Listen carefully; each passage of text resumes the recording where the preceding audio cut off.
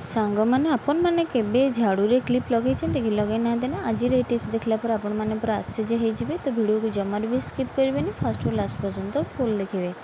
Hi friends, welcome back my YouTube channel. केमती समस्त भगवान कृपा समस्ते भल थे। आज मुझे सहित बहुत बड़ा यूजफुल टिप्स शेयर करी जहाँकि आपण मानकर बहुत बड़ बड़ समस्यार समाधान करा पुणी जीरो ऑफ कस्ट रे। तो चलते देखी ना प्रथम टिप्स मोर कौन अच्छे। फर्स्ट टिप्स अच्छे मोर एमती स्विच बोर्ड को बा स्विच को लेकर।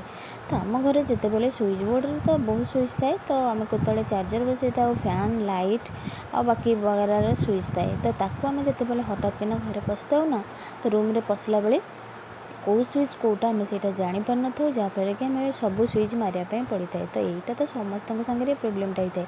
तो आपण मैंने कौन करेंगे ना जो स्विच लाइट से आपने बिंदिकी देदेवे। बिंदिकी देवा द्वारा स्विच रू जानी हम कि ये स्विचटा आमर लाइट स्विच बोली थे एक ट्राए करके देखते आपण मैंने निहाती भाव में पूरा तार बेनिफिट आपण मैंने पाइपर। तो सेकेंड टिप्स चलते जावा। सेकेंड टिप्स अच्छी मोर एमती किसी कईची को नहीं जो मैंने कईचीर व्यवहार आम कम करवा तो तार यूज न करवा तो एमती पूरा टाइट हो जाए जहाँकि आम हाथ उपर बहुत प्रेसर पड़े और जहाँ भी आम काटापी जाए आम सडन काटि पार न था।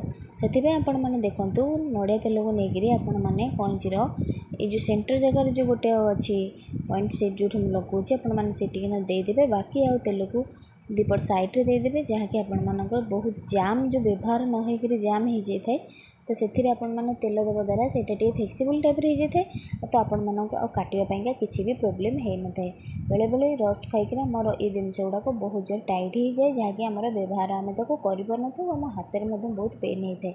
तो देखो ये मैंने दी चार थर एमती करके नड़िया तेल देने आपण मानकर कईचटा पूरा सामान हो जहाँ भी आपण मानक कईची रस्ट लगी जाम हो जाए व्यवहार न होगा द्वारा तो सहीटा आपण मानकर आराम से कमिज। तो देखो आपण मैंने एमती करने काटला टाइप्र तो आपण मानक मझे जो तेलटा देते से आपर बहुत बढ़िया कम आसो। लास्ट टिप्स अच्छी झाड़ू को लेकर।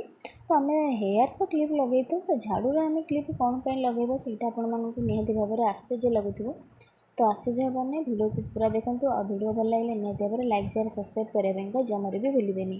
तो छाँचुन जिते आम झाड़ू जिते यूज करूँ वर्षा दिन एवं आसला बहुत प्रकार डस्ट जर्म पोक फोक सब लगिक था। तो आपण मानकर जेकोसी रिजेक्टेड पाउडर थी आपण मैंने पकईकी एमती पार्टीशन टाइप्र करते झाड़ू को जहाँकि पाउडरटा आम झाड़ूर सब पार्ट को जापर।